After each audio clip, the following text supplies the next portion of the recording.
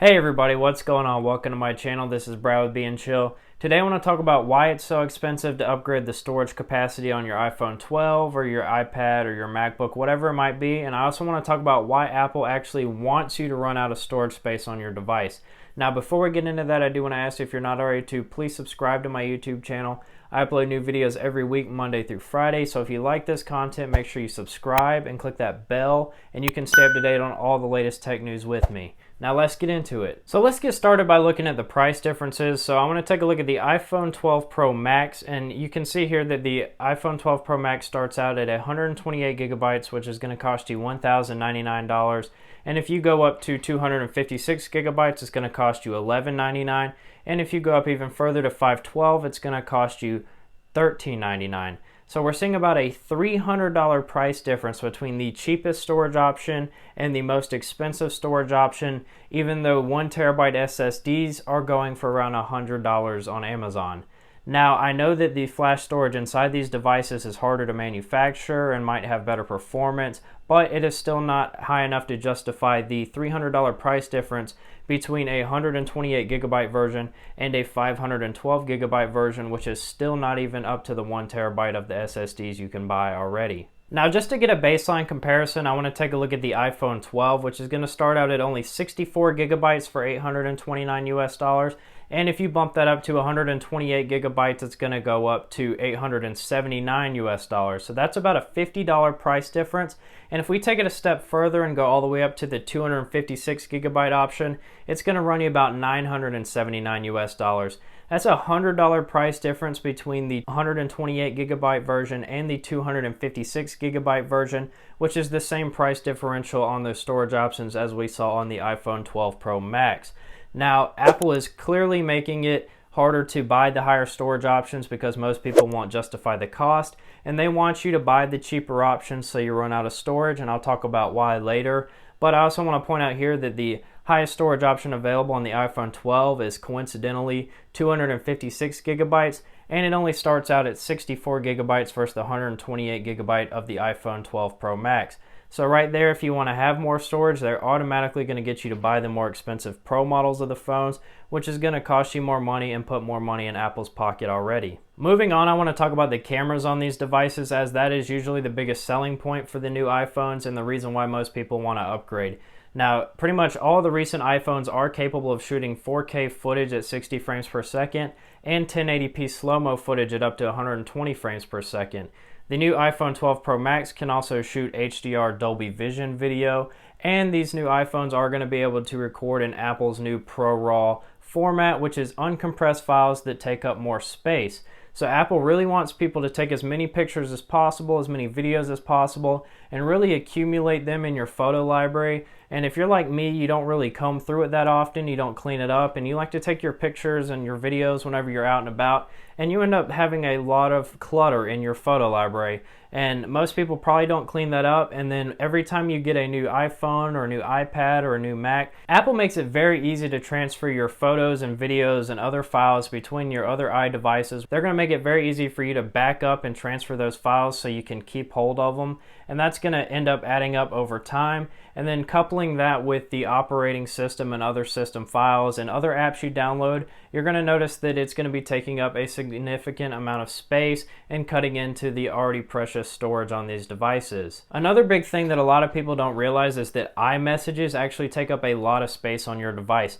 I know mine on my phone are already taking up over 5 gigabytes, and I probably don't text as much as many of the other people out there. I urge you to take a look on your phone and go into the storage settings and take a look at how much messages is taking up on your phone, and then keep that in mind whenever you're looking at what storage options you need on your device as well. So why does Apple want you to run out of storage space, and why do they want you not to lose any of your pictures and videos and other files on your devices, and why do they want you to keep all of your messages from the beginning of time?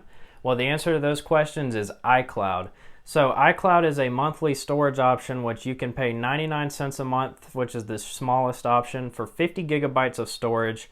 And if you want to store more than that, which you're probably going to because these phones already have 50 gigabytes of storage, and if you're looking at this, you probably already blew through that. So you're going to have to step it up to $299 a month for the 200 gigabyte option.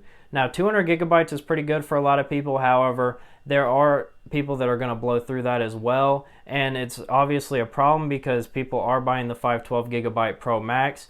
And if you do happen to blow through that, the next highest tier jumps all the way up to $999 a month. And that's going to give you 2 terabytes. Now, I would say almost nobody is going to need 2 terabytes of iCloud storage data, and very few people that do are going to be using it for professional reasons, or they just have a lot of files, photos, and videos that they're storing and they want to keep track of for whatever reason. I would say your average user, at least for right now, is not going to need that, but files get bigger every year, and so in the future we could see that 2 terabyte option becoming a necessity for more and more people. Now, it is important to look here that $999 a month is going to add up to $120 a year. So it's still cheaper than shelling out the extra $300 for the 512 gigabyte version of the iPhone 12 Pro Max. However, 2 terabytes is also 4 times the size of that. So you are going to be saving money here by getting the iCloud, but it's really going to trap you into their ecosystem where they have you paying a monthly fee.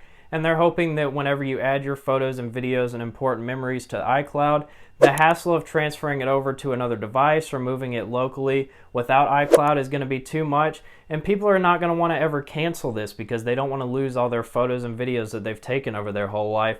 And so essentially you're going to be paying $9.99 a month to Apple for the rest of your life as long as you keep using iCloud, and that's going to make them more money in the long run, and it's going to keep you buying the next latest iDevices like the new iPhones, iPads, or MacBooks, but just because that's going to be the only way to really utilize your iCloud storage that you're already paying for. So let's say you're tired of monthly payments, so you decide to shell out the extra $300 for the 512 gigabyte iPhone 12 Pro Max or the extra $150 for the 256 gigabyte iPhone 12.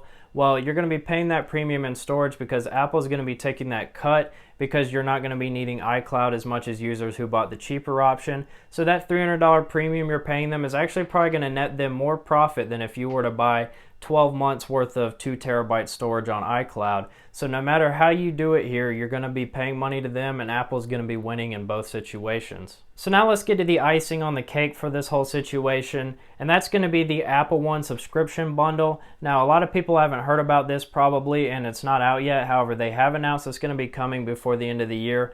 And this is going to bundle up all 6 of their services. So let's say you already have the 2 terabyte iCloud option, you're spending $9.99 a month, and you hear about this Apple One subscription, and you take a look and you're like, well, if I cancel my Spotify and I add in that iCloud, and that's going to be $20 a month, for an extra $10 a month, I can get access to all of other Apple features. And they're going to make it seem like you'll be saving money by getting this, when in reality you're going to be spending more money, but you're going to have access to Apple Music, Apple Arcade, Apple News, Apple Fitness, Apple TV Plus, all of that stuff, but you're still going to be paying them now $30 a month for access to all of that, which is $360 a year. And all of this is because you decided to get the cheaper storage option on the iPhone. Now, of course, this is not a one-size-fits-all case, and not everybody is going to fall into this trap, but this is kind of the marketing logic that Apple is using with these storage options to try to extract more money out of people and to get them on a subscription plan, because all the big companies are doing it right now. They're trying to make as many subscription plans as possible because they realized that they're going to make a lot more money by bleeding people dry every month, little by little, with different subscriptions that most people don't notice, and hoping that you'll never cancel it because it doesn't seem like a lot of money to just spend $10 a month. However, whenever you have 15 different subscription services that are adding up to over $150 a month, then they're going to be bleeding you dry with 1,000 little cuts instead of making you pay up front with one big payment.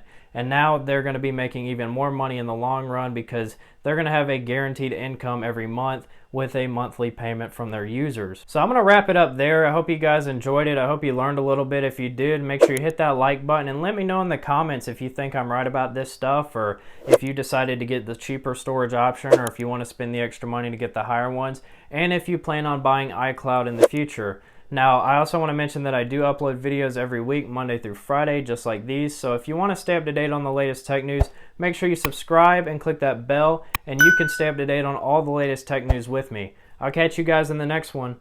Peace!